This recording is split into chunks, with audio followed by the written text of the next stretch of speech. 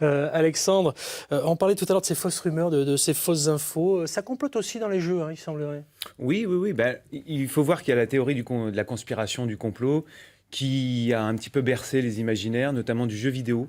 Donc, dans le jeu vidéo, on va trouver beaucoup de scénarios qui vont se baser sur ce genre de choses, les grandes conspirations du siècle. S'il fallait en retenir que deux, moi j'ai une grande affection pour Deus Ex, l'univers de Deus Ex, qui est un univers futur proche ou Deus Ex, c'est ça? Deus Ex, alors Non, parce que je vois Elsa qui vous regarde aussi comme une EX. extraterrestre. Ça me fait plaisir parce que je ne suis pas tout seul. Il faut nous expliquer, Deus Ex. C'est une série de jeux vidéo qui se passe dans un futur proche où les multinationales ont réduit l'humanité en esclaves hyper connectés. Voilà. Et puis il y a une star incontestée, c'est Assassin's Creed. Je pense que ça sonne un peu à vos oreilles quand même.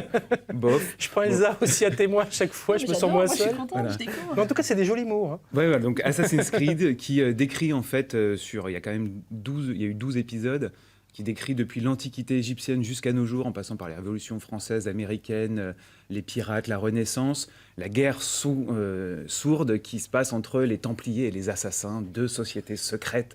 Voilà, qui veulent dominer le monde. Rassurez-moi, on gagne et on résout quand même des énigmes dans ces jeux avec des noms extraordinaires. Ah oui, non mais c'est extrêmement prenant. En revanche, dans le jeu de société, on trouve beaucoup moins d'utilisation de la conspiration comme ça. Il y a quand même une exception à la règle, c'est Illuminati. Alors Illuminati, ça a parlé à pas mal de monde, le mot Illuminati. Dominique, tout à l'heure, on ne va pas se le cacher, en préparant cette émission, était prêt à repartir avec Illuminati. Vous connaissez Dominique Brouillot? Mais j'aime beaucoup tous ces jeux. Il y a le jeu de rôle qui utilise l'histoire, qui font fantasmer un peu l'histoire. Finalement, c'est une bonne pédagogie, même si c'est truffé d'inventions et de choses fausses. Mais globalement, ça permet à un public qui n'était pas forcément attiré par l'histoire d'aller vers ça. Je pense à Game of Thrones aussi, qui amène à une certaine réflexion, puis il y a des envies peut-être plus sérieuses derrière, mais en tout cas, oui, c'est intéressant. Illuminati, donc un petit jeu de cartes qui date des années 80 quand même, qui est malheureusement plus édité, mais qu'on peut encore trouver en occasion, etc. Et puis, surtout dans les jeux de société, il y a le thème du complot, la mécanique du complot, c'est-à-dire que ça va être plutôt entre joueurs. Ça crée l'interaction.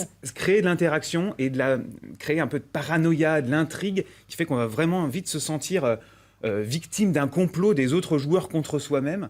Alors il y a plein de petits jeux comme ça, il y a des jeux plutôt ambiance, comme Complot qu'on voit ici.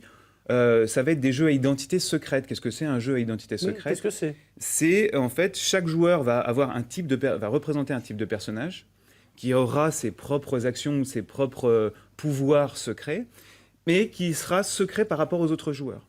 Et donc, du coup, on ne sait jamais tellement si on a des alliés ou des ennemis en face. J'ai une question. C'est comme dans la vraie vie. Tout le monde peut jouer ou pas? Ou faut être grand ou... Clairement, il y a des tonnes de jeux qui peuvent se jouer assez facilement à partir de 8-9 ans. Après, c'est vrai qu'il faut...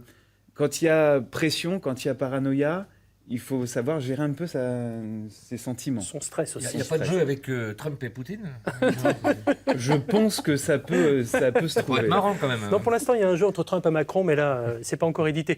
Je reviens sur le jeu. Alex, et pour terminer, vraiment, un petit coup de cœur. Moi, mon coup de cœur, c'est Citadel. Qu'un jeu. Oui, c'est Citadel. C'est un jeu qui date de 2000, où il y a effectivement ces identités secrètes, mais en plus, il y a un petit côté gestion, où chacun va créer sa ville, et on gagne du pouvoir. Ah, c'est magnifique. Bon, mais pour la peine, on va jouer tous ensemble. Attention, moi j'ai la réponse. Donc, si je vous dis en 4 lettres, je suis une petite brique en plastique connue dans le monde entier, avec laquelle vous avez probablement joué quand vous êtes...